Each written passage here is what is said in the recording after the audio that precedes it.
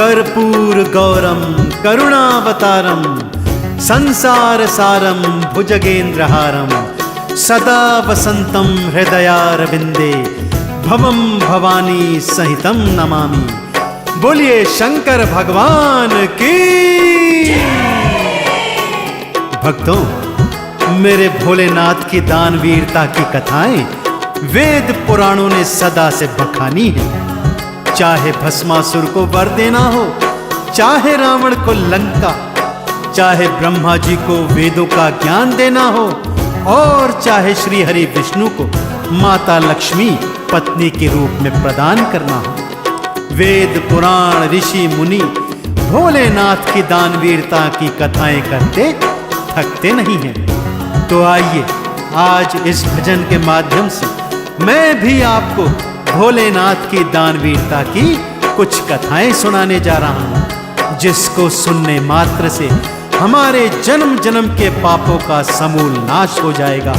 तो भगवान शिव के चरणों का ध्यान लगाते हुए मेरे साथ बड़ी प्रेम और श्रद्धा से बोलिए, बोलिए शंकर भगवान की।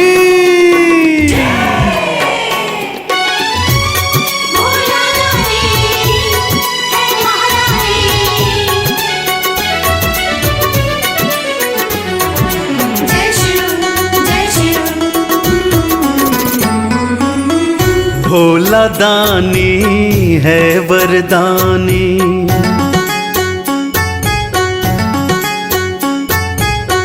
भोला दानी है वरदानी, कब किसको क्या वर दे जाए। आ भक्तों वेदों की हम पावन गाथा तुमको सुनाए। पावन गाथा तुमको सुनाए।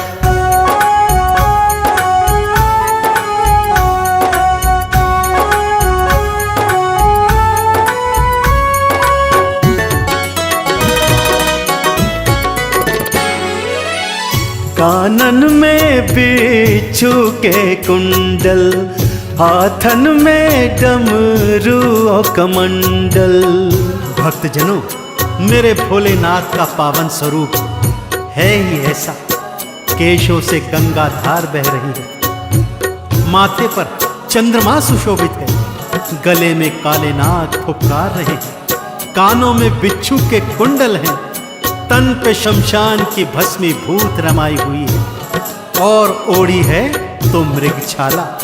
खाने में खाते हैं भांग धतूरा, और हाथों में धारण करते हैं डमरू और कमंडल। स्वयं फकीरी हाल रहते हैं और दर पे आने वालों को माला माल कर देते हैं। भक्तों, मेरे भोले भंडारी इतने भोले हैं कि एक लोटा गंगा जल, कुछ बेल पत्री और चंदन के तिलक से इतने प्रसन्न हो जाते हैं कि अपने भक्तजनों की भव सागर से नैया पार कर देते हैं। कानन में बिच्छू के कुंडल, हाथन में डमरू और कमंडल, केशों में गंगा की धारा, तन पे भस्मीभूत को धारा। औघड़ योगी ये महायोगी, इन चरणों में शीश नवाए। पावन गाथा तुमको सुना, पावन गाथा तुमको सुनाए।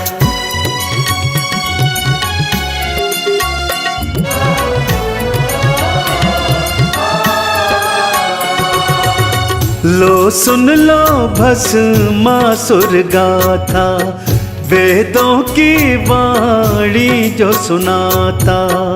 भक्तजनों, मेरे भोले भंडारी की पहली दानवीरता की कथा है दैत्य भस्मासुर की। भक्तजनों, दैत्य भस्मासुर अत्यंत बलशाली था और सदा उत्पात मचाता रहता था। अपने गुरु शुक्राचार्य के कहने पर उसने भगवान शिव की घनघोर तपस्या की। ऐसी घनघोर तपस्या कि तीनों लोग उसकी तपस्या से कांपने लगे। भोलेनाथ उसकी तपस्या से प्रसन्न हो उसे वर देने जैसे ही जाने लगे, सभी देवी देवता उनकी शरण में आए और प्रार्थना करने लगे कि हे भगवान, इस दैत्य को वरदान नहीं देना।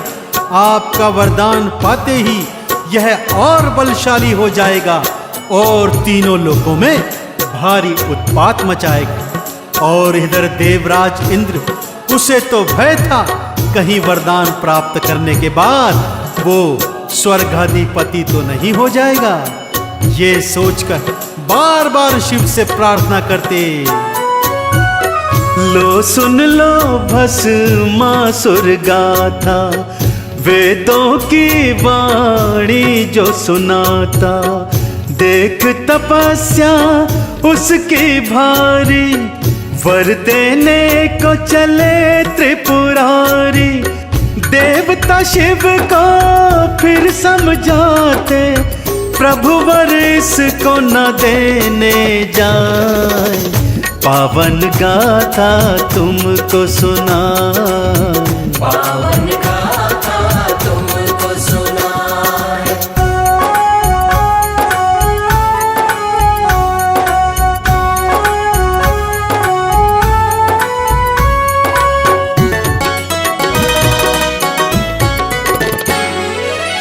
शिव शंकर बिल्कुल ना माने, वर देने की असुर को ठाने।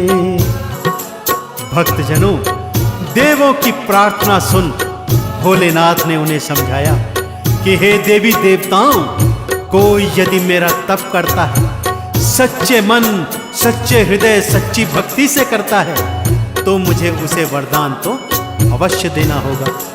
देखो, इस दैत्य ने कितनी घनघोर तपस्या की है।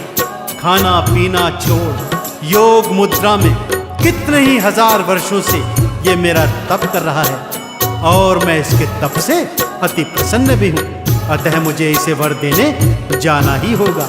यह कहकर भोलेनाथ असुर के सन्मुख पहुंचे, उससे वर मांगने को कहा। तो वो वर में मांगता है कि प्रभु, यदि आप प्रसन्न हैं तो मुझे अजर अमर होने का वरदान दीजिए। प्रभु उसे समझाते हैं, नहीं नहीं, यह सृष्टि के नियमों के विरुद्ध है। जो संसार में आता है उसे अवश्य जाना होता है, अतः कोई और वर मांगिए।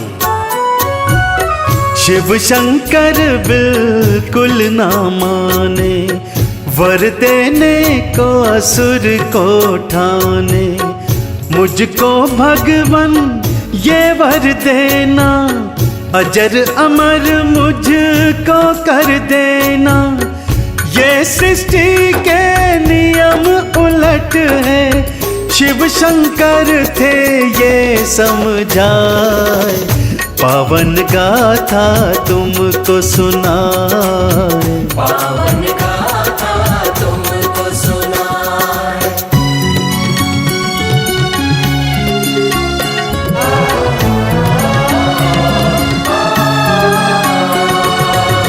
तो फिर ठीक है भोले सुन लो, मांगता जो वर मुझको दे दो। राक्षस ने कुछ देर मन में विचार किया और फिर भोलेनाथ से बोला, ठीक है भोलेनाथ, यदि आप मुझे अजर अमर होने का वरदान नहीं दे सकते तो अब मैं जो वरदान मांग रहा हूँ वो तो आपको मुझे देना ही होगा। तो मुझे यह वर दीजिए प्रभु कि मैं जिस प्राणी के सिर पर अपना हाथ रख दूं वो तत्काल रूप से भस्म हो जाए, अर्थात जलकर राख हो जाए। मेरे भोलेनाथ तो भोले भंडारी हैं भक्तों, न सोचा न विचारा और उसकी भक्ति से इतने प्रसन्न हुए कि तत्काल प्रभाव से तथास्तु कहकर उसे यह वरदान दे दिया। अब राक्षस के मन में क्या क्या विचार आ रहे हैं, क्या कुटिलता आ रही है, आइए सुनते हैं। तो फिर ठीक है भोले सुन लो, मांगता जो वर मुझको दे दो। मैं जिसके सिर हाथ धराऊं, मैं तत्काल भस्म कर जाऊं। बोला तथास्तु शिव शंकर ने, राक्षस को वर ये दे आए। पावन गाथा तुमको सुनाए, पावन गाथा तुमको सुनाए।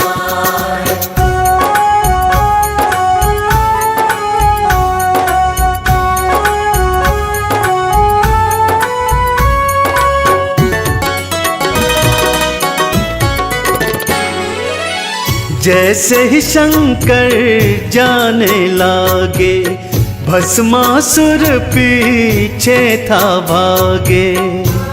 भक्तजनों, मेरे भोले भंडारी जैसे ही वरदान देकर अपने कैलाश को वापस आने लगे कि तभी राक्षस मुस्कुराता हुआ उनके मार्ग में आ गया। बोला, भगवन जाते कहाँ हैं? क्या आपने जो मुझे वर दिया है यह फलीभूत होगा भी कि नहीं? इसे आजमाने का अवसर तो दीजिए। शिव जी उसकी बात सुनकर हैरान हो गए। भक्तों आश्चर्यचकित होकर उसकी ओर देख रहे हैं और राक्षस कहता है, प्रभु अब मैं अपना हाथ आपके सिर पर रखने जा रहा हूं। यदि आपके वरदान में सच्चाई है तो आप तत्काल रूप से भस्म हो जाएंगे। जैसे ही राक्षस हाथ रखने चला कि भगवान आगे भाग लिए। जैसे ही शंकर जाने लागे, भस्मासुर पीछे था भागे। वर तुम पर मैं आजमाऊंगा, तुमको राख बना जाऊंगा। शिव भोले के प्राण थे भक्तों, देखो फिर संकट में आए। पावन गाथा तुमको सुनाए, पावन गाथा तुमको सुनाए।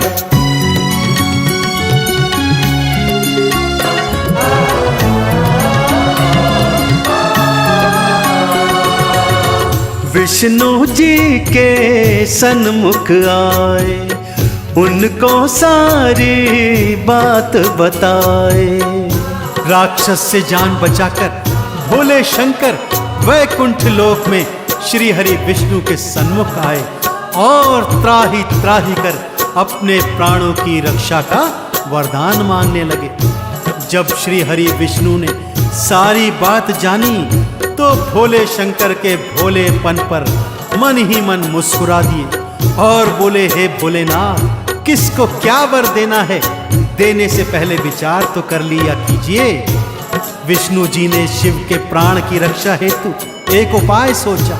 मोहिनी का रूप धरा, राक्षस के सन्मुख पहुंची, उसे रूप जाल में मोहित कर उसको अपनी ताल पर ताता थैया कर नचाने लग गईं। विष्णु जी के सन्मुख आए, उनको सारी बात बताए। मोहिनी रूप हरि ने धारा, राक्षस हैरान हुआ था बेचारा। अपनी ताल पे वो राक्षस को देखो नाच नचाती जाए। पावन गाथा तुमको सुनाए, पावन गाथा तुमको सुनाए।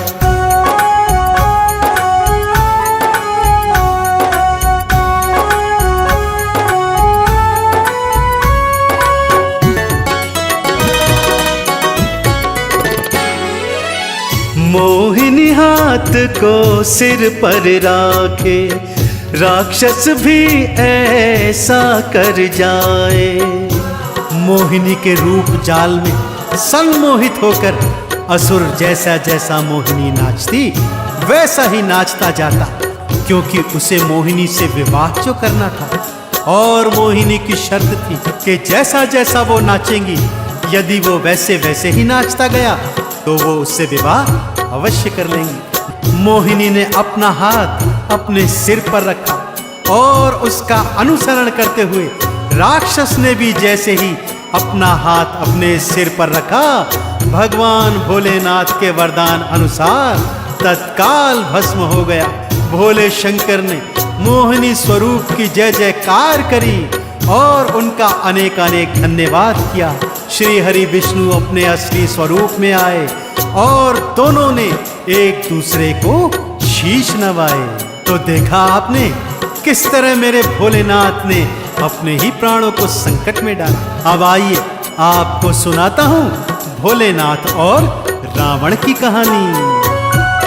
मोहिनी हाथ को सिर पर राखे, राक्षस भी ऐसा कर जाए। वर के कारण भस्म हुआ था, शिव शंकर का प्राण बचा था। शिव शंकर ने मोहिनी चरणों, देखो भक्तों शीश नवाए। पावन गाथा तुमको सुनाए, पावन गाथा तुमको सुनाए।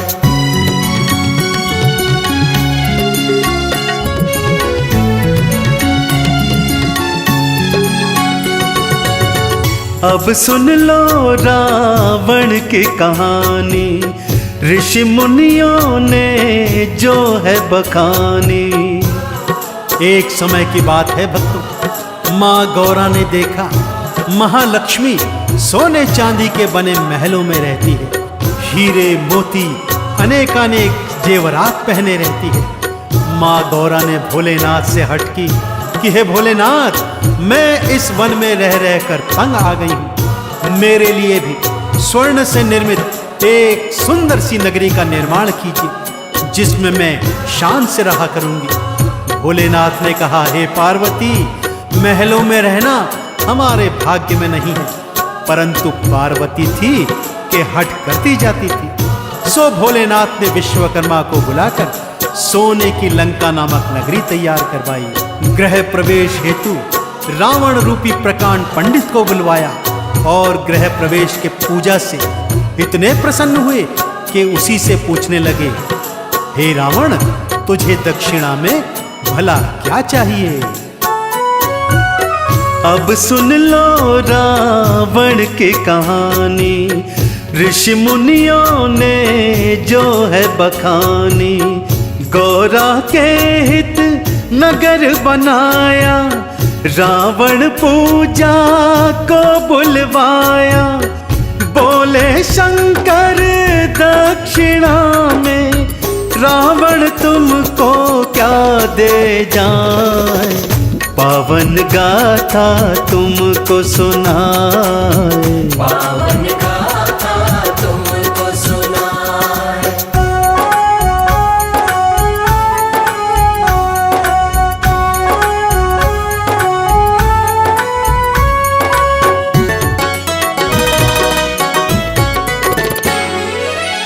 आप यदि चाहते हैं देना, सोने की लंका मुझको देना।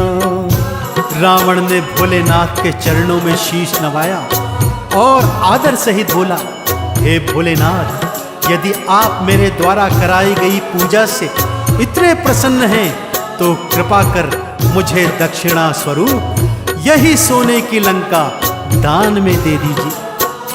भोलेनाथ ने एक पल को भी सोचा न विचारा, तथास्तु कहकर माँ गौरा के लिए बनाई हुई सोने की लंका रावण को दान में दे दी। और इतना ही नहीं, उसे यह भी वरदान दे दिया कि वो जहां चाहे इस नगरी को ले जा सकता है। उधर जब माँ गौरा को ज्ञात हुआ कि उनके लिए निर्मित सोने की लंका रावण को दान में दी जा चुकी है, तो वो क्रोधित क्या होती, मन ही मन अपने भाग्य पर रोती रही। और भोलेनाथ मुस्कुराकर कहने लगे, गौरा, मैंने तो पहले ही कहा था कि महलों में रहना हमारा प्रारब्ध नहीं है। और इधर गौरा क्या कहे क्या ना कहे, और उधर रावण बोल रहा है, भगवान शंकर की। आप यदि चाहते हैं देना, सोने की लंका मुझको देना। शिव तत्काल ही वर दे दीना, रावण ने लंका ले ली ना, जय शंकर की रावण बोला, शिव के मंत्र वो गाता जाए, पावन गाथा तुमको सुनाए। पावन गाथा तुमको सुनाए।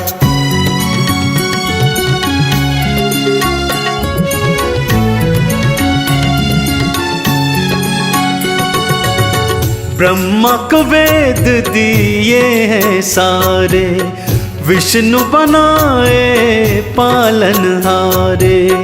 देखा आपने भक्तों किस तरह मेरे भोले भंडारी दर पे आने वालों को, शीश नवाने वालों को माला माल कर देते हैं।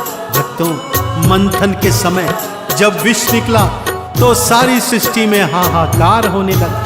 भोलेनाथ आगे आए, अपने कंठ में विष को बसाया और नीलकंठ भगवान का नाम प्राप्त किया। जब वेद निकले तो समस्त वेद ब्रह्मा जी को दे दिए। महालक्ष्मी निकली तो वो विष्णु जी के वाम अंग बिठा दी। ऐरावत हाथी निकला तो उसे इंद्र को दे दिया।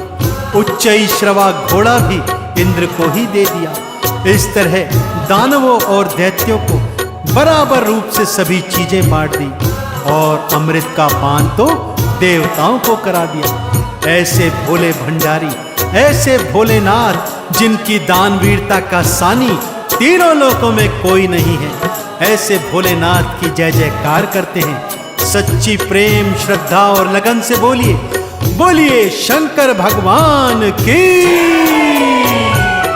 ब्रह्मा को वेद दिए हैं सारे, विष्णु बनाए पालनहारे।